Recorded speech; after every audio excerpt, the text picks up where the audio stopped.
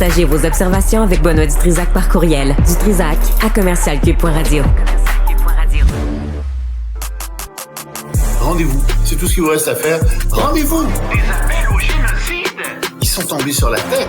Vous n'aurez pas mon 100 millions de dollars. Cruel, horrible, inhumain. Qu'est-ce que c'est que ça? Un politologue pas comme les autres. L'œil tassé. Hey, bonjour. Bonjour Benoît. Toi, la mort du pape ça provoque d'autres sujets à aborder. Ça provoque plein de sujets à aborder, mais avant ça, j'aimerais juste te poser une question personnelle. Oui, Est-ce que tu es baptisé? oui. Ah ben, tu peux être pape. Tous les gens qui sont catholiques baptisés peuvent devenir pape. Évidemment, depuis le Xe siècle, c'est surtout des cardinaux qui deviennent papes. Ouais. Mais en théorie, tous les chrétiens baptisés. Mais on avait peuvent devenir vérifié, papes. puis ça a l'air que Moranville avait vérifié, puis ça a l'air qu'il fallait que tu sois absolument un cardinal avant. C'est à partir du Xe siècle. Ah ouais? Ouais. Je sais pas, en tout cas, Puis il a c'est vrai regardé. que c'est parce qu'ils en ont eu un, je sais plus, je pense Clément quelque chose. Puis il est resté pape pendant 6 mois parce que il Clément. comprenait rien, il était pas capable d'arriver à gouverner. Je suis pas sûr que ce soit son nom là, c'est à vérifier, mais il arrivait vraiment pas à diriger. Donc les cardinaux se sont dit, ça prend quand même quelqu'un qui a de l'expérience dans l'Église. Mais en théorie, Oui. tous les chrétiens baptisés peuvent poser leur candidature. Ça veut pas dire qu'ils vont être élus pape, évidemment. Non, c'est ça. Circoncis Mais aussi, j'ai envoyé la ou lettre pour moi. c'est puis j'ai dit que j'étais optionnel? intéressé. Si t'es circoncis, est-ce que ça tient ou c'est optionnel? Là, je sais pas, tu rentres dans des détails qui m'échappent. Ah, pour moi. Le pape Kevin ou le pape Steve, ce qu'on cherchait, nous autres, des nouveaux noms. Ah oui. Et un autre. Et l'autre, c'est qui, Anne-André? Jaden. Jaden. C'est les noms populaires de petits garçons Ouais, aujourd'hui. faudrait là. mettre à jour le nom des papes. oui. Arrêtez. Benoît, vous errez en nom. Il faut Nous l'appeler errons. Donald. Donald, Ah, le oui. pape Donald. Il l'est déjà pas mal. Mais peut-être qu'il va s'auto-déclarer pape, c'est ce qu'on se disait un peu plus tôt, on sait pas. Il y a peut-être de ça.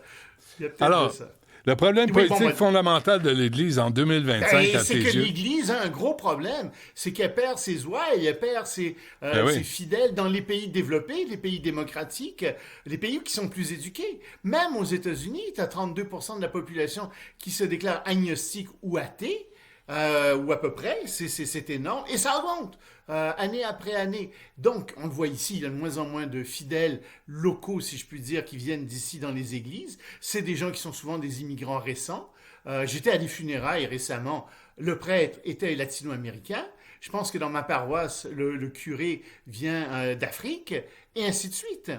Mais le problème, c'est que l'argent, il est dans les pays développés, les pays industrialisés. Ça pose un problème à l'Église. C'est pour ça que l'Église vend aussi les terrains, les églises comme Villa Maria ici, tu sais, c'est énormément d'argent et ils veulent rapatrier tout cet argent-là à Rome, bien entendu. Remarque qu'à mon avis, ça leur appartient pas réellement parce qu'on a donné ces terrains aux sœurs pour qu'elles développent la communauté. Ça leur appartient pas réellement. Ça veut dire légalement, bien sûr, ça leur appartient. Oui, légalement, ça leur appartient, mais moralement, ça leur appartient pas. Elles n'ont pas le droit de faire un coup d'argent avec ça. Ça me révulse. Mais bon. Et j'imagine c'est exempt d'impôts, tout ça, là, comme les taxes foncières.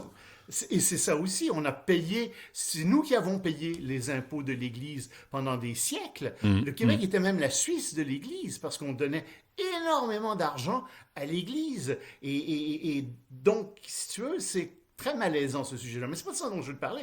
Le problème, c'est que justement, les fidèles sont de plus en plus à l'extérieur des pays occidentaux et ils sont dans des pays en développement. Et ça pose un gros problème à l'Église. Il y a un débalancement de l'Église qui est énorme à ce niveau-là. Puis ça vient de l'éducation en grande partie.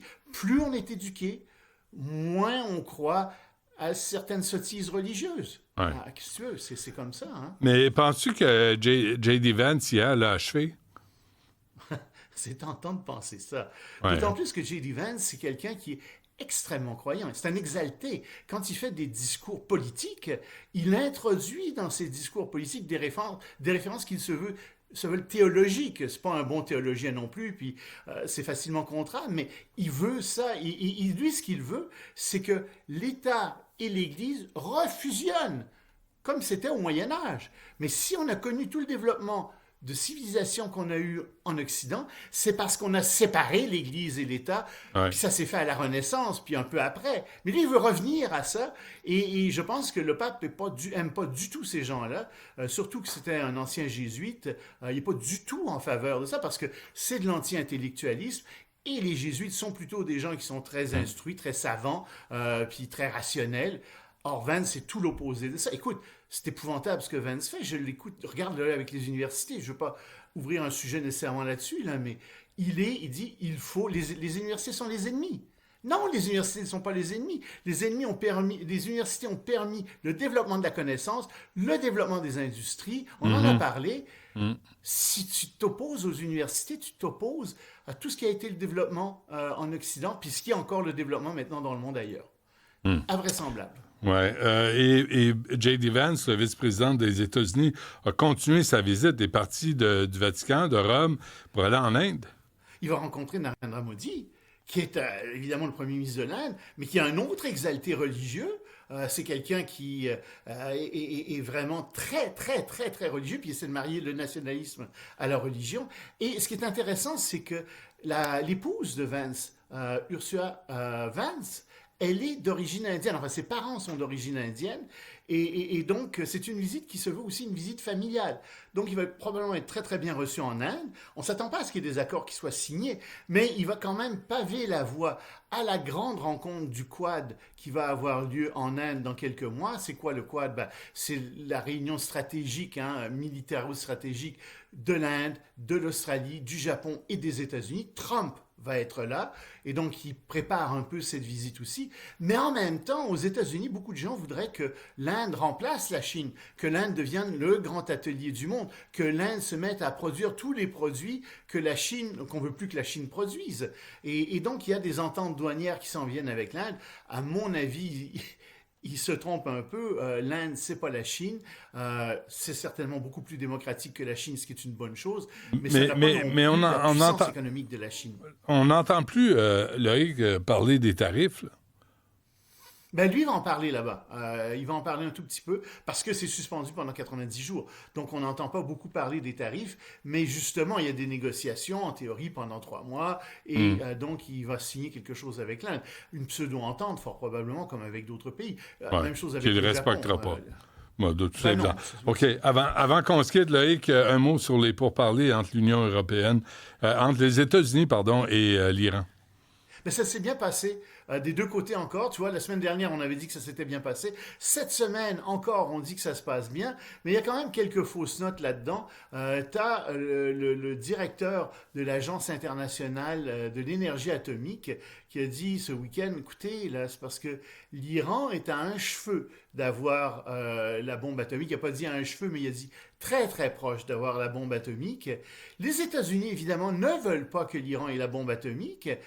Puis l'Iran dit, on ne l'aura pas, mais en contrepartie, vous allez vous avez levé les sanctions, puis nous, on va développer notre marché, puis notre population qui ne nous aime pas beaucoup, disent les ayatollahs, va peut-être nous aimer plus si l'économie va mieux en Iran. Mais le problème, c'est que moi, je ne crois pas l'Iran, que l'Iran ne fera pas de bombe atomique, parce qu'ils sont vraiment très, très proches. Je ne vois pas pourquoi ils s'arrêteraient là. Même chose avec Netanyahou, il ne pense pas non plus que l'Iran va s'arrêter là. Et Netanyahou a averti qu'il y avait des plans qui existaient, des plans concrets pour empêcher l'Iran d'avoir la bombe atomique et qu'ils entendaient bien s'en servir. Alors, c'est d'un côté des bonnes nouvelles, d'accord, mais d'un autre côté, tu as beaucoup de gens qui sont très dubitatifs face à l'Iran et qui se préparent, enfin, surtout Israël.